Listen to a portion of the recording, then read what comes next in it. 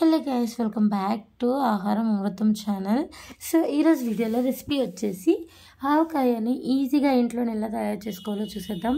ఎక్కువగా కాకుండా కొంతమంది అంటే నలుగురు ఉంటారు కదా ఫ్యామిలీకి, వాళ్ళకైతే ఈజీగా సరిపోతుంది. ఇక్కడైతే నేను 4 మ్యాంగోస్ అయితే తీసుకున్నాను. ముక్కలు అనేవి ఇంత చక్కగా కట్ చేసుకున్నాను. సో ఇవేంటంటే ఫస్ట్ నేను కడిగేసి ఆల్రెడీ ఒక క్లాత్లో అయితే పెట్టేసి ఉంచాను. నీట్గా తుడిచేసి చెమ్మారిపోయినంత వరకు ఉంచాను. ఇప్పుడైతే ఒక పెద్ద బౌల్లో వేసుకొని గ్లాస్తో చూపిస్తున్నాను కదా, దాంతో ఫుల్గా కారం అండ్ అలాగే సేమ్ కొలతో ఉప్పు కూడా వేసుకున్నాను.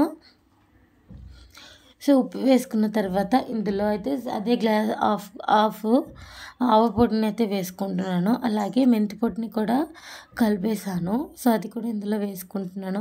ఇప్పుడు ఆయిల్ అనేది ముక్కలన్నీ మునిగేంత వరకు అయితే వేసుకోవాలి. సో వీడియోలో చూపిస్తున్న విధంగా అయితే దగ్గరగా మొత్తం అంతా కలిసేలా ముక్కకి కారం ఉప్పు అంతా చక్కగా పట్టేలాగా మనం అయితే కలుపుకోవాలి.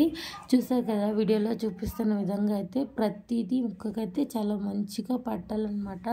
అండ్ ముక్క తడిగా ఉండకూడదు. ముక్క తడిగా ఉంటే వెంటనే పాడైపోతుంది. సో ఇలానే తర్వాత ఇందులో కొన్ని తొక్క తీసిన తల్లుల్లి ఉంటుంది కదా, అవైతే వేసుకున్నాను. మాకైతే ఎక్కువ తిన్నమందికి నేను కొంచెం వేసుకున్నాను. మీకైతే ఎక్కువగా కావాలంటే ఇంకా 2 నుంచి 3 దాకా వేసుకోవచ్చు. ఇప్పుడైతే మొత్తం చూసారు కదా, ముక్కకి మొత్తం పట్టేసింది ఉప్పు కారం అనేది. చూస్తుంటేనే తినేలే అనిపిస్తుంది.